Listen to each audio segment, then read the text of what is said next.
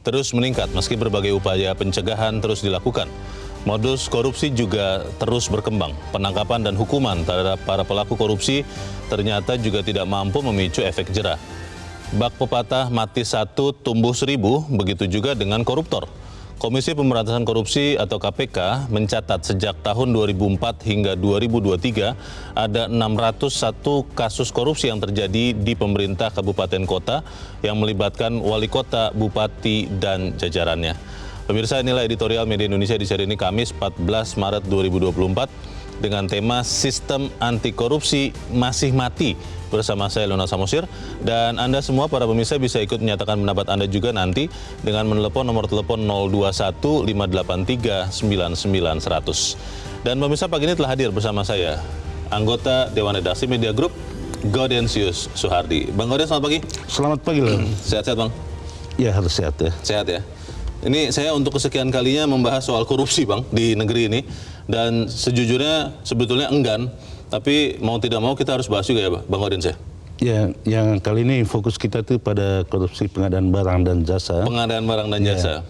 Yang sebetulnya harusnya konon katanya karena sistem elektronik sudah tidak bisa lagi dikorupsi. Tapi sebelum kita bahas itu, Bang Gauden dan pemirsa, kita lihat dulu ada beberapa berita yang diperhatikan oleh Media Indonesia untuk hari ini. Yang pertama ini adalah headline Media Indonesia, Anda bisa lihat di harian Anda, dukungan hak angket diyakini bertambah. Ini dari kemarin ini diyakini, diduga, tapi kita belum mendengar ini, Bang. Hak angket digulirkan begitu. Bagaimana, Bang Gauden? Ya, ini berita diambil dari pernyataan Partai Kebangkitan Bangsa yang sudah mempersiapkan 7-10 anggota fraksinya di DPR untuk mendukung hak angket. Yang dibutuhkan 25 kan? 25 ya minimal ya. Kalau sudah ada 10 tinggal 15 lagi. Yang penting 2 fraksi. Tetapi yang diharapkan itu kan fraksi-fraksi pendukung 01 dan 03 itu solid, sehingga hak angket itu bergulir. Kalau tidak solid, tidak akan mencapai lebih dari setengah anggota DPR, sehingga sulit untuk dimenangkan di rapat paripurna. Karena nanti di sidang paripurna juga harus disepakati, itu juga voting ya, nanti bisa ya, Bang ya? Ya, bisa voting. Ya, tujuan di paripurna itu untuk menjadikan hak angket itu apakah sebagai hak DPR atau tidak. Jadi dari hak anggota 25 orang ditingkatkan di paripurna untuk menjadi hak DPR. Ada yang mengatakan bahwa pertarungan atau tebak-tebakan apakah angket ini berjalan atau tidak itu tergantung juga dengan konstelasi DPR sekarang dan berikutnya, Bang. Ada yang bilang begitu, Bang? Ya, banyak sih analisis tentang itu ya, tetapi yang pasti fraksi-fraksi pendukung angket itu sedang mempersiapkan diri, seperti halnya dengan PDIP misalnya, sudah menyusun naskah akademik untuk penggunaan hak angket. Fraksi lain juga secara internal sudah melakukan konsolidasi. Yang ditunggu-tunggu masyarakat itu kan kapan gitu, kalau bisa cepat kenapa mesti lama-lama gitu. Mungkin pertimbangannya adalah benar-benar mempertimbangkan atau menyiapkan bahan-bahan, Bang, supaya kemudian tidak mentah di tengah jalan begitu kan? Ya, hak angket itu hak politik, tentu pertimbangan politik itu sangat dominan, dan hak angket itu tidak bermain di ladang hampa gitu. Di sana itu banyak sekali kepentingan-kepentingan yang harus dipertarungkan. Baik, kita tunggu saja nanti bagaimana hak angket ini akan bergulir atau tidak. Harapannya sih bergulir. Kita tinggalkan berita itu, kita ke halaman 2, pemirsa. Di halaman dalam di harian Anda terkait dengan IKN ini, Bang Gauden, gusur paksa di IKN dikecam. Ini memang ada gusur paksa, Bang, di IKN, Bang? Ya, bukan gusur paksa sih. Di sekitar IKN itu masih ada bangunan-bangunan milik rakyat yang oleh otoritas IKN itu menganggap bangunan-bangunan itu sudah tidak sesuai dengan tata ruang gitu. Sehingga dikeluarkanlah surat untuk secara sukarela membongkar bangunan-bangunan itu. Sukarela? Diminta untuk sukarela membongkar. Diminta sukarela. Tetapi rakyat setempat itu tetap menolak untuk untuk membongkar dan tetap mempertahankan hak miliknya, walaupun dipersoalkan atau ditanyakan oleh otoritas IKN bahwa kepemilikan itu ya semacam diragukan itu. Karena itu para akademisi dan para aktivis itu kemarin mengeluarkan pernyataan pendapat yang menyatakan bahwa jangan dilakukan gusur paksa seperti halnya pada era Orde Baru gitu ya. Iya, iya. Ya kita harapkan itu sih, karena di dalam berita dikatakan oleh Kepala Otorita IKN bahwa pemerintah akan terus berkomunikasi katanya. Saya kira prinsipnya sekali lagi kita tidak akan menggusur semena-mena ya. Ini kata Bambang Susantono, Kepala Otorita IKN, Bang. Ya memang bagusnya tuh pemerintah bicara langsung kepada rakyat. Iya. Dan jangan lupa juga tentu banyak juga pihak yang bermain di sana gitu ya. Oke, kita harapkan ada kesepakatan damai ya terkait dengan penggunaan tanah atau lahan di IKN.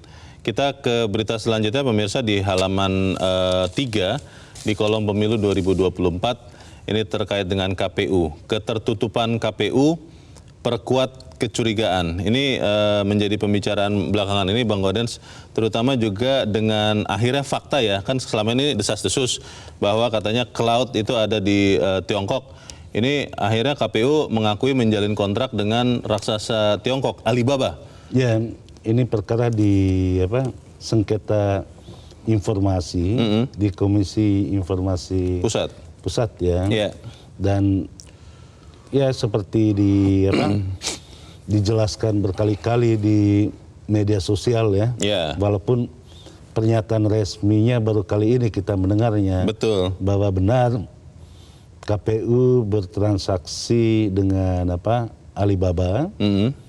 Tentu itulah yang dipersoalkan selama ini. Tetapi ketika diminta untuk membuka isi kontraknya, pihak KPU kukuh mengatakan bahwa soal kontrak itu hal-hal yang dikecualikan di dalam undang-undang keterbukaan informasi. Maksudnya boleh tidak dibuka? Dianggap sebagai rahasia negara yang tidak boleh dibuka gitu. Menurut KPU? Menurut KPU. Oh. Nah, ketertutupan terkait dengan kontrak, ya mestinya kontrak itu bukan sesuatu yang rahasia negara, apalagi ini soal bisnis kan, tidak ada rahasia negara di situ. Betul. Dan mestinya KPU itu terbuka untuk mengungkapkan mengapa pilihan cloud-nya itu dengan Alibaba, bukan di dalam negeri. Di dalam negeri juga banyak kok yang menyediakan jasa itu. Oh banyak ya? Ya banyak. Telkom juga punya itu cloud itu. Oh iya, ada Telkom ya Bang ya? Ya. Saya sampai lupa Bang, karena Alibaba kan nama besar ya di dunia ya. Mungkin Telkom kalah besar. Ya, Alibaba itu patut diduga nama besar dengan kecurangan yang besar juga. Tapi apapun itu kita harapkan memang KPU ya transparan ya, selama itu bukan rahasia negara ya harus dibuka dong kan ya, kita. Kalau ditutup-tutupi jujur, biasanya ya bangka itu tetap tercium juga pada akhirnya. Oke. Kita harapkan yang kita temui nanti kalau memang informasi itu bisa terbuka, bukan bangkai ya Bang ya. Yeah. Kita harapkan bukan begitu. Kita dorong KPU supaya transparan, karena kan salah satu prinsip pemilu juga adalah jujur katanya begitu. Baik, kita ke editorial pemirsa pada pagi ini kembali lagi membahas Bang Gaudens terkait dengan korupsi. Sistem anti korupsi masih mati. Memang kita punya sistem anti korupsi Bang? Itu pertanyaan saya Bang, kalau memang masih mati kan ada sistemnya tidak berfungsi.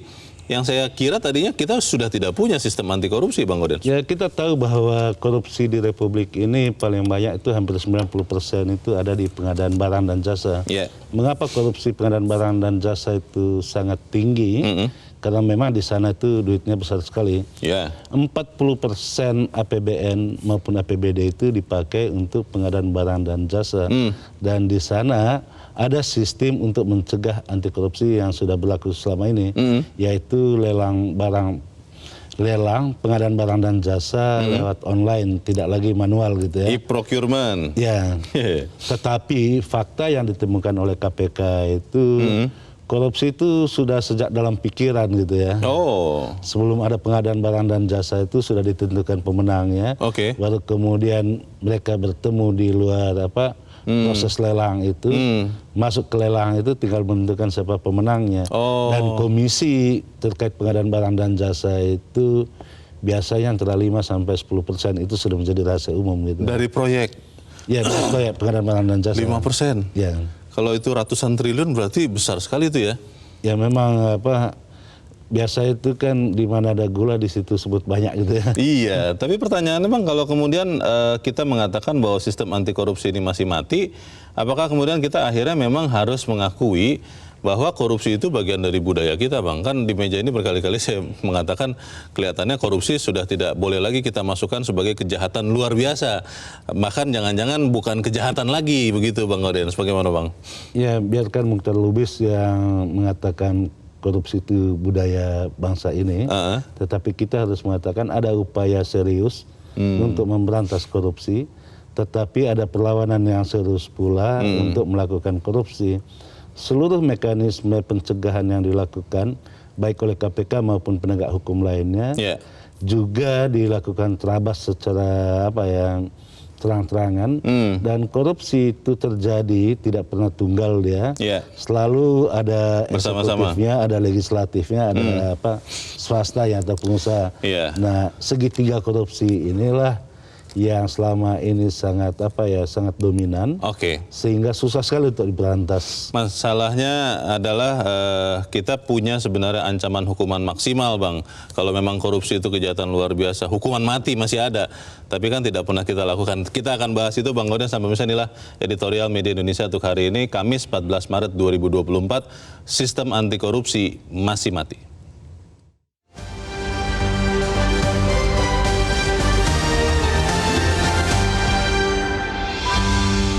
Sistem anti korupsi masih mati.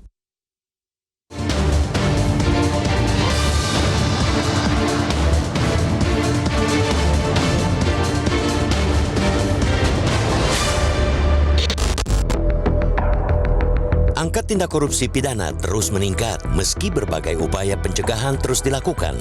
Modus korupsi pun terus berkembang. Penangkapan dan hukuman terhadap para pelaku korupsi juga tidak mampu memicu efek jera. Bak pepatah, mati satu tumbuh seribu, begitu juga koruptor.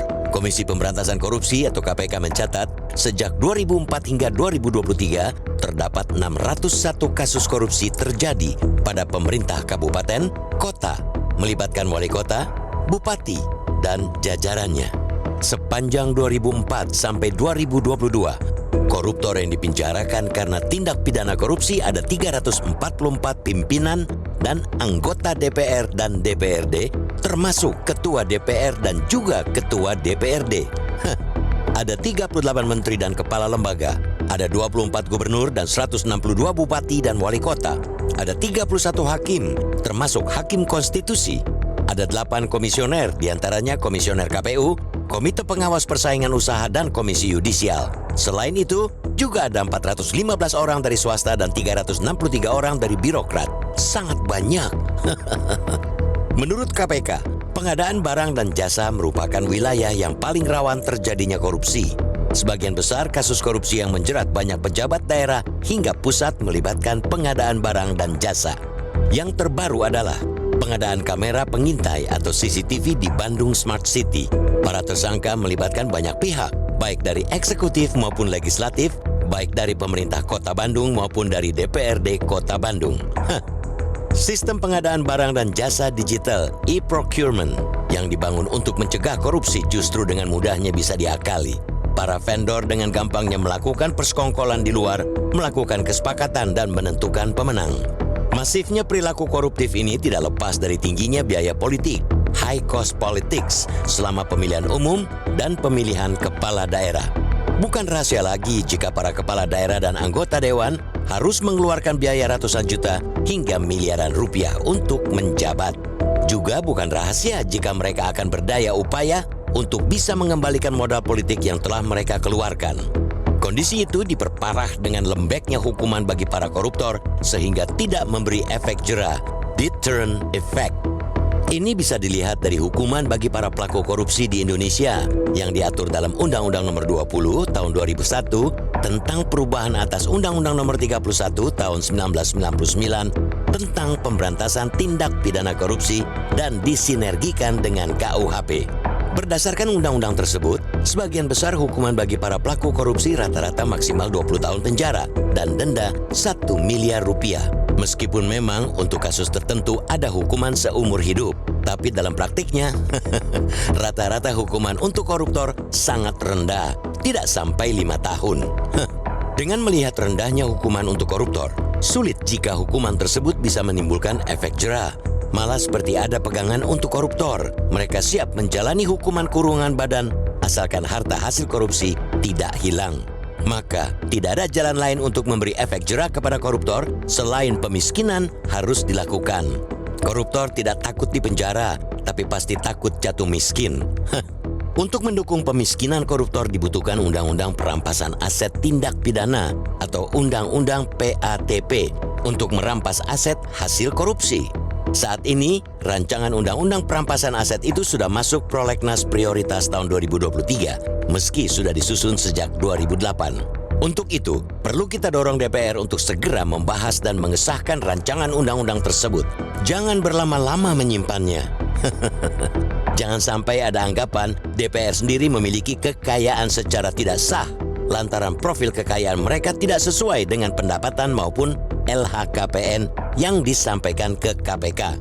Untuk meminimalkan korupsi, harus segera dibangun sistem anti korupsi bukan hanya di pemerintahan, melainkan juga di tubuh partai politik. Dengan korupsi yang merajalela, dibutuhkan dukungan semua pihak untuk mencegahnya.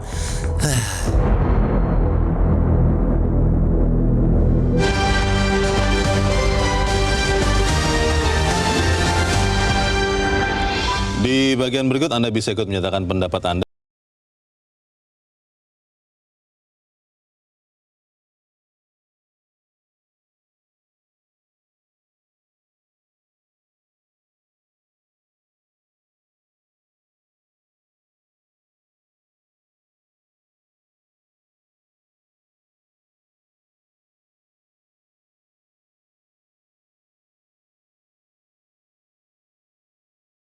Pemirsa, Bang Odin, saya kembali ke pertanyaan saya sebelum jeda. Kejahatan luar biasa kan di Indonesia katanya ada 3, Bang. Korupsi, narkoba, dan terorisme. Kalau terorisme kita sudah melihat ada yang dihukum mati, bahkan disergap langsung. Narkoba juga sudah pernah ada yang dieksekusi hukuman mati. Tapi korupsi ini tidak pernah ada, Bang. Dan kalau saya berpikir seandainya kita sama-sama berani menerapkan hukuman maksimal itu, mungkin sistem anti korupsi kita akhirnya hidup lagi, Bang, dan hidup dengan kuat. Bagaimana, Bang? Ya, pertama hukuman mati yang diatur di dalam Undang-Undang Anti Korupsi itu terkait dengan korupsi yang berhubungan dengan bencana alam. Hanya itu ya? Hanya itu saja. Di luar bencana alam? Tidak ada menurut undang-undang ya. Kecuali kalau kita merevisi undang-undang. Akan tetapi walaupun diperkenalkan hukuman seumur hidup misalnya, ya, ada ya. Problemnya itu saat ini di dalam prakteknya itu rata-rata hukuman untuk koruptor itu 3 tahun 5 bulan ya. Hanya 3 tahun? Ya, rata-rata ya, walaupun ada yang dihukum seumur hidup kan. Ya, itu kan hanya pengecualian, satu kasus kalau tidak salah. Tapi rata-rata hukuman yang dijatuhkan oleh hakim itu 3 tahun 5 bulan. Kemudian rata-rata penuntutan oleh jaksa penuntut umum itu 4 tahun 6 bulan ya. Oh, malah tuntutannya lebih tinggi daripada hukuman yang sesungguhnya? Ya, tetapi kan rata-rata 4 tahun itu kan terlalu kecil juga sebuah tuntutan korupsi. Karena itu dari sisi tuntutan maupun vonis sama sekali tidak menimbulkan efek jera. Yeah. Karena itu orang mulai berpikir mengapa tidak dimiskinkan para koruptor ini. Perampasan aset. Perampasan aset. Perampasan aset itu sudah digagas untuk dijadikan undang-undang itu dari 2008 ya. 2008. Ya, kemudian masuk di dalam secara resmi masuk di dalam program legislasi nasional itu dari 2020 sampai 2024 masuk gitu. Masuk tapi tidak pernah dibahas di DPR gitu. Kemudian masuk lagi pada periode kedua 2020 sampai 2024 masuk lagi.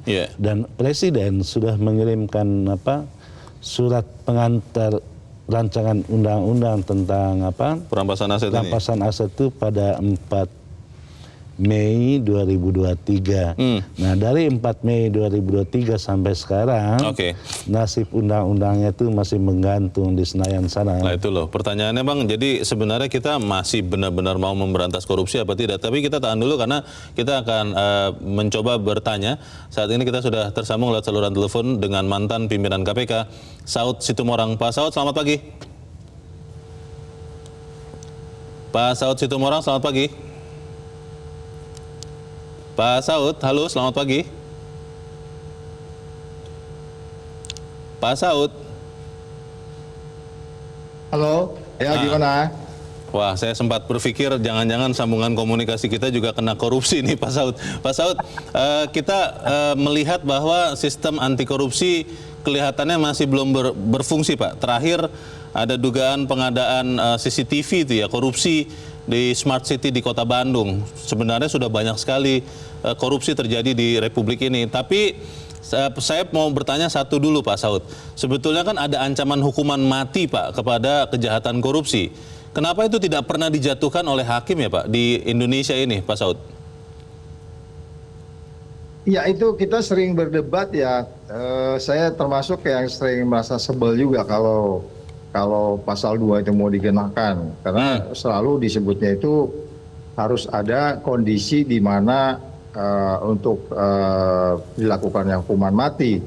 Di antaranya adalah kalau itu dilakukan ketika negara sedang dalam posisi yang sangat sulit. Yaitu bencana alam ya contohnya? Bencana alam dan lain-lain. Yeah. Tapi ketika kemarin ada COVID itu yang di kasus Bansos itu kan ternyata juga tidak dijalankan. Yeah. Jadi menurut saya akan ada saja justifikasi atau pembenaran untuk pemberatannya.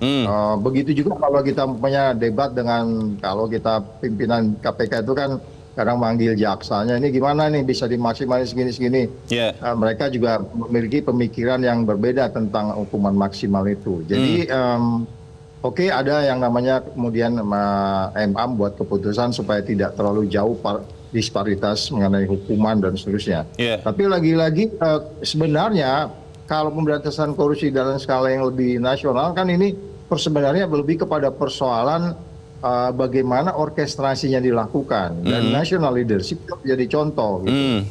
Kan kita sudah belajar dari banyak hal, mulai undang-undang KPK dan seterusnya, terus kemudian beberapa bulan sampai hari ini kita bicara tentang pelaksanaan pemilu, itu kan semua saya selalu mengibaratkan debat 1, 2, 3, 4, 5 itu kan juga isunya isu korupsi. Jadi ini persoalannya as a matter of orkestrasinya sebenarnya dan bukan karena tidak ada undang-undangnya, walaupun kadang-kadang masih juga ada upaya untuk melemahkan dan saat ini juga begitu lemahnya, itu persoalannya.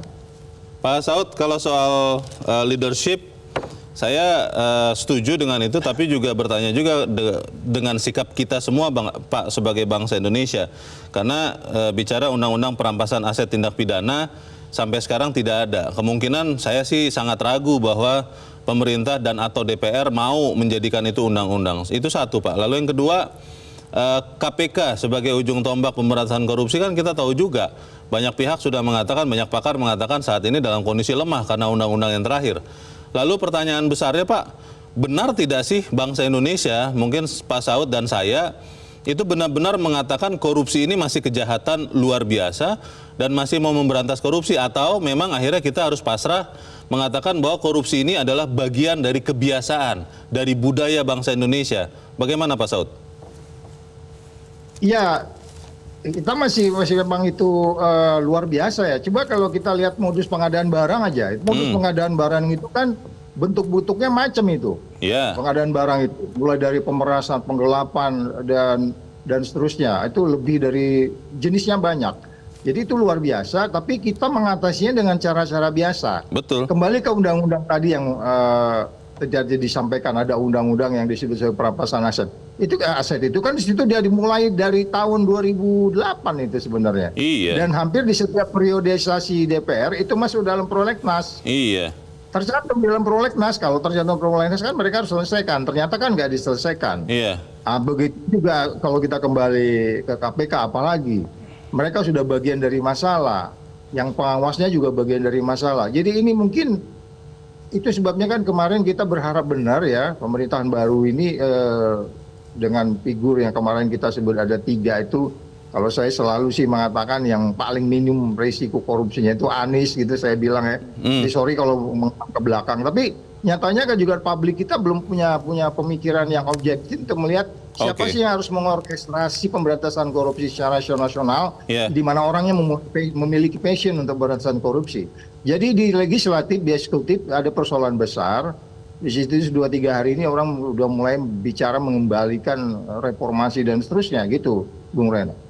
Jadi pertanyaan terakhir ini Pak Saud, kita akhirnya tinggal pasrah saja Pak untuk kemudian berharap pada waktunya mungkin bangsa Indonesia bisa meminimalkan korupsi ini, Pak Saud.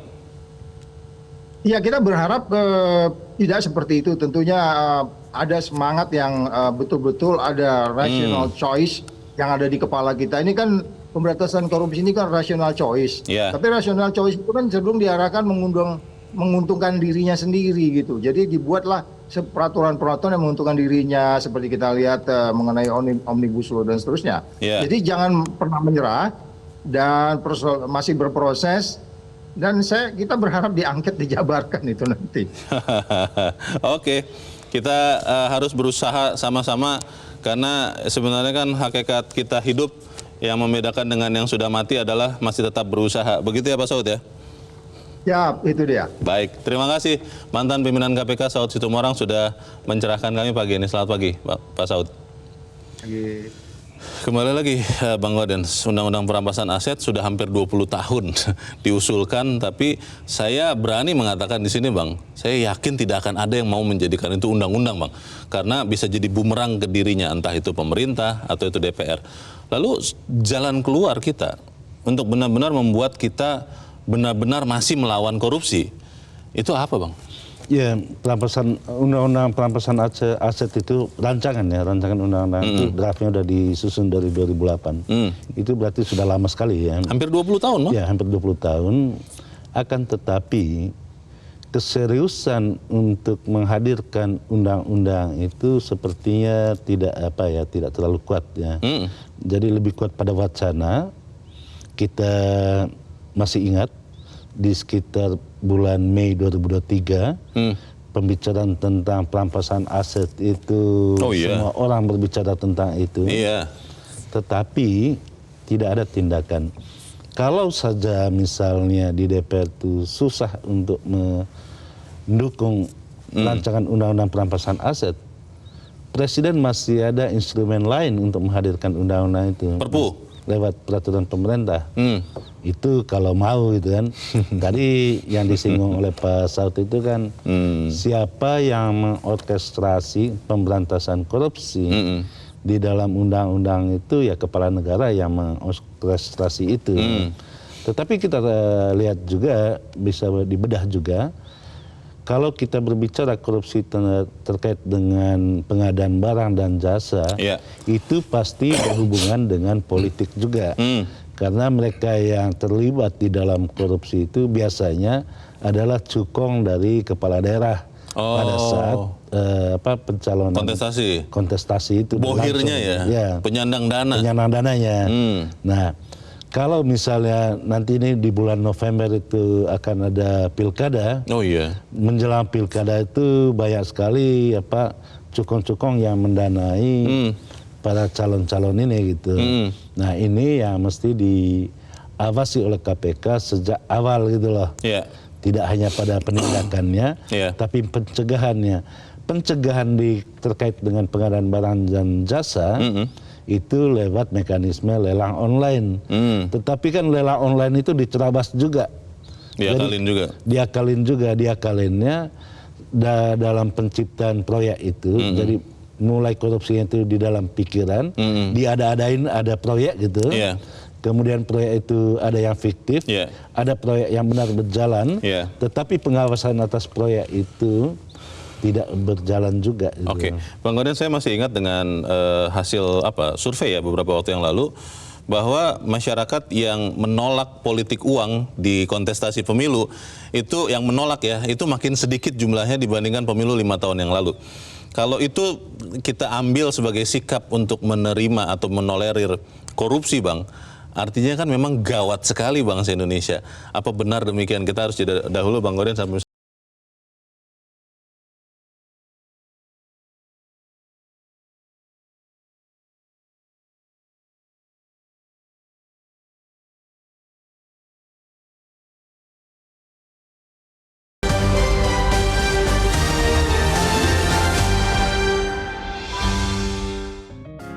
Media Indonesia mengajak Anda untuk mengakses fitur premium e-paper.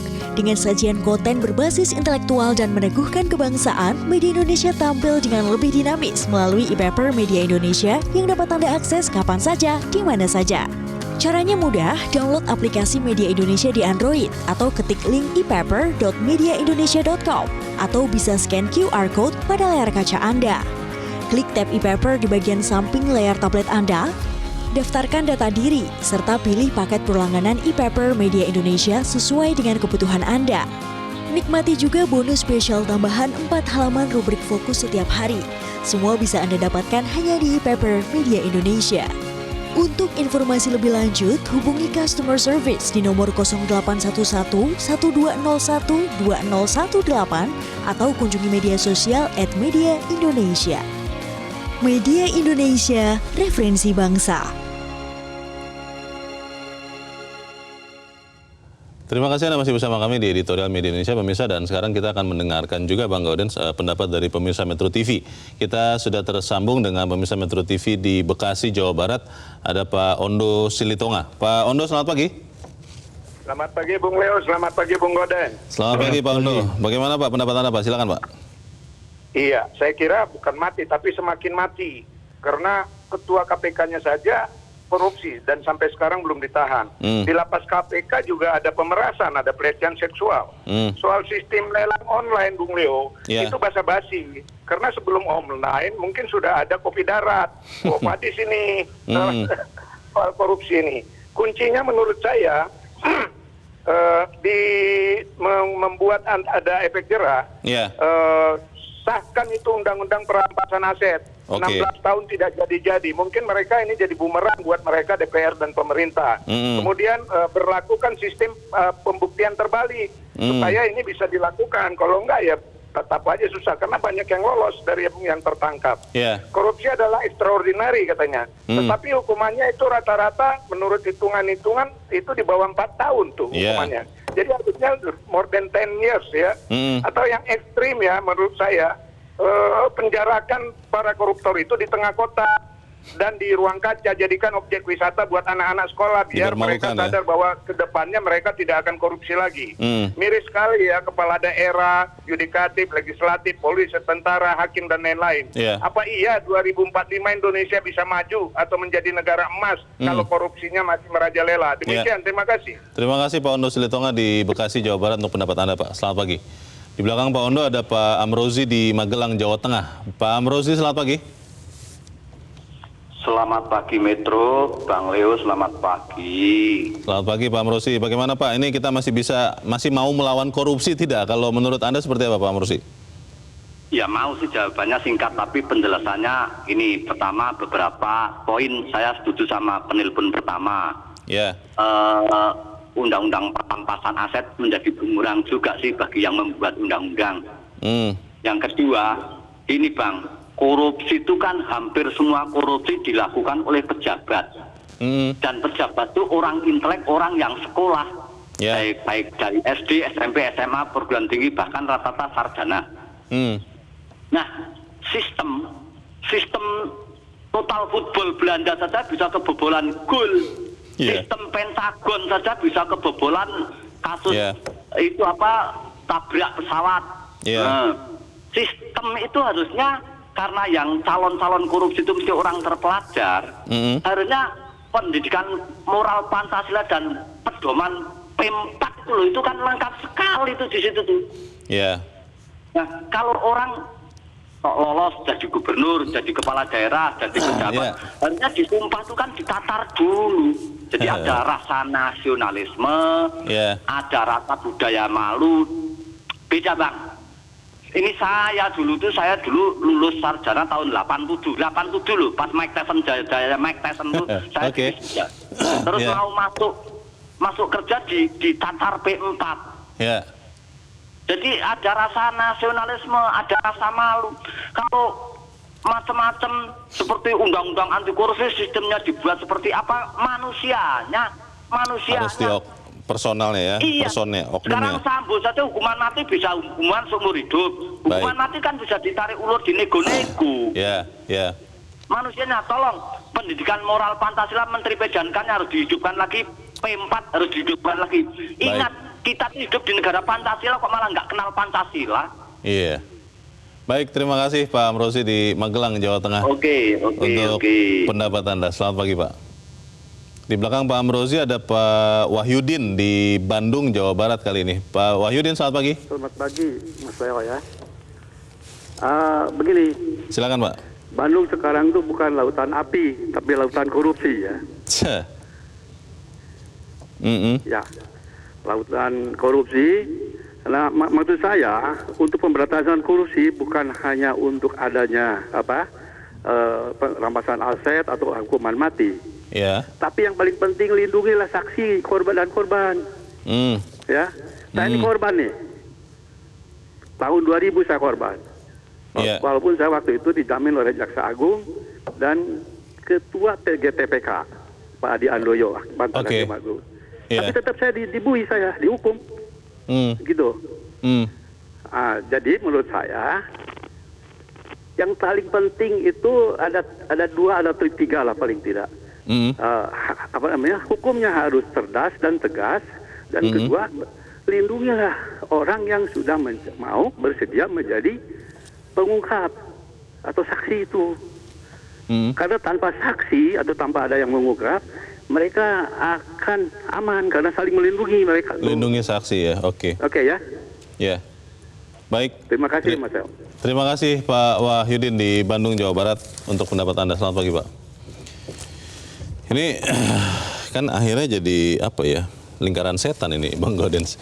Mau mulai dari mana? Mau mulai dari sistemnya atau dari personalnya, orang-orangnya? Karena menurut beberapa pemirsa kan sistemnya bagus, tapi menurut Pak Amrozi tadi ya, tapi kalau orangnya tidak malu mencuri, tidak takut mencuri, ya percuma juga sistem itu. Bagaimana, Bang? Ya, sebaik-baiknya sistem tetap yang menentukan itu adalah orangnya. The man behind the gun, katanya. Karena itu dibutuhkan kepemimpinan yang mampu membawa bangsa ini melawan korupsi. Kepemimpinan itu yang belum dirasakan sampai saat ini, sehingga korupsi itu masih merajalela. Itu yang pertama. Yang kedua, saya setuju dengan Pak Wahyudin ya, bagaimana kita melindungi saksi. Di dalam undang-undang anti korupsi itu ada bab khusus tentang partisipasi masyarakat. Masyarakat malah diminta untuk melaporkan dugaan korupsi itu, dan dia akan mendapat insentif dari keberhasilan negara untuk menyelamatkan uang negara. Jadi ada persentase yang ditentukan di situ yang bisa diberikan oleh orang yang mengungkap kasus korupsi. Nah, antara undang-undang melindungi orang untuk bisa mengungkap kasus korupsi dan perlindungan atas orang yang mengungkap itu memang tidak selalu sejalan. Tidak sejalan. Buktinya Pak Wahyudin tadi merasa dirinya menjadi mengalami langsung korban.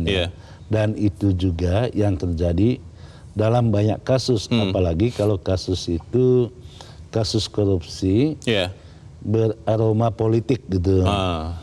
Biasanya orang-orang yang banyak orang yang disebutkan di pengadilan, namanya disebut gitu kan, disebutkan juga berapa besar uang yang dikorupsi, diterima oleh orang yang bersangkutan. Tetapi karena ada jabatan politik atau dekat dengan orang-orang politik, misalnya yang bersangkutan tidak akan diusut. Dan sampai sekarang banyak sekali kasus-kasus seperti itu kan. Ini saya jadi ingat film-film mafia ya Bang ya. Ada istilahnya The Untouchables.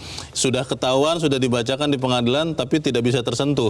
Menjelang November nanti ada pilkada, apa kita masih yakin Bang bahwa rakyat bisa memilih kepala daerah yang masih mau melawan korupsi. Tapi kita harus jeda dahulu dan tetap bersama kami, Editorial Media Indonesia segera kembali.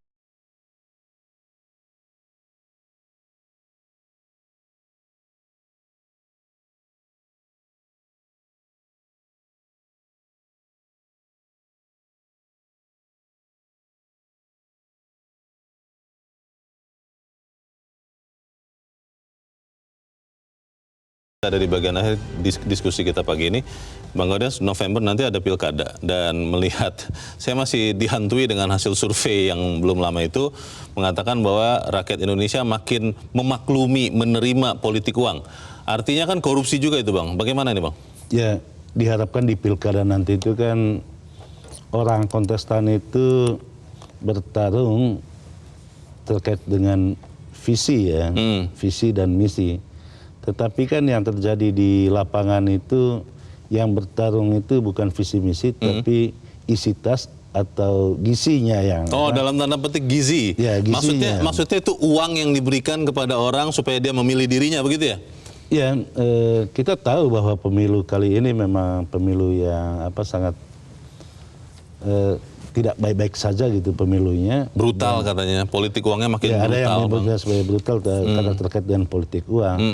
Kita berharap tidak ada lagi politik uang ke depannya. Karena itu masyarakat perlu terus-menerus dididik agar mereka paham akan hak-haknya dan juga kewajiban untuk memberantas korupsi. Itu bagian dari kewajiban setiap warga negara.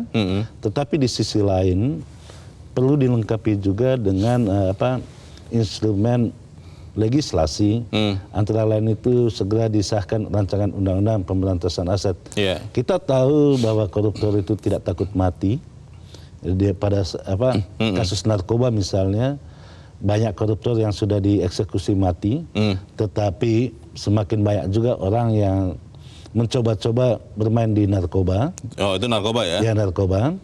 Di dalam hal korupsi, orang tidak takut mati dengan korupsi, tetapi yang ditakuti orang itu adalah miskin.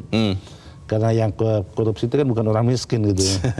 Jadi mereka ingin menambah kaya gitu. Betul. Karena itu yang mereka takut itu miskin. Dengan demikian, instrumen rancangan undang-undang perampasan aset itu salah satu instrumen yang bisa dipakai untuk memberantas korupsi ke depannya. Tetapi lagi-lagi kita katakan yang banyak terlibat di dalam kasus korupsi sekarang ini ada eksekutif, ada legislatif, ada swasta. Yang membuat undang-undang itu legislatif dan eksekutif. Ya, kita terlalu berharap ya untuk adanya rancangan undang-undang itu diundangkan, sementara undang-undang itu bisa menjadi bumerang bagi mereka yang sedang menjabat saat ini. Indonesia kan disebut bangsa yang budaya patriarkinya kuat, Bang. Apa yang dilakukan oleh pimpinan itu akan ditiru. Dan ketika pimpinan, seperti yang tadi Abang barusan katakan, banyak korupsi, bagaimana mungkin kita kemudian rakyat tidak mau korupsi, Bang? Karena pimpinan-pimpinannya korupsi. Bagaimana, Bang? Ya, menurut saya sih benar seperti itu ya. Karena itu, bersih itu harus mulai dari istana sampai di bupati dan wali kota gitu. Baik, kita harap apa yang kita sampaikan ini, apa yang kita diskusikan ini memberikan sumbangan ya, Bang, dan benar-benar bisa membuat sistem anti korupsi kembali hidup. Begitu ya, Bang Gaudens? Betul, jangan sampai dia siuman terus gitu ya. Baik, kita akhiri Editorial Media Indonesia pagi ini. Terima kasih Bang Gaudens sudah hadir tempat ini. Selamat pagi, Bang. Pagi loh. Pemirsa, dengan melihat rendahnya hukuman untuk para koruptor, tidak ada jalan lain untuk memberi efek jera kepada para koruptor selain pemiskinan harus dilakukan. Koruptor tidak takut dipenjara, tapi pasti takut jatuh miskin. Untuk itu kita perlu mendorong DPR untuk segera membahas dan mengesahkan rancangan undang-undang perampasan aset tindak pidana untuk merampas aset hasil korupsi. Saya Leonard Samusi berterima kasih Anda sudah menyimak Editorial Media Indonesia pagi ini. Terus jaga kesehatan Anda, terus jaga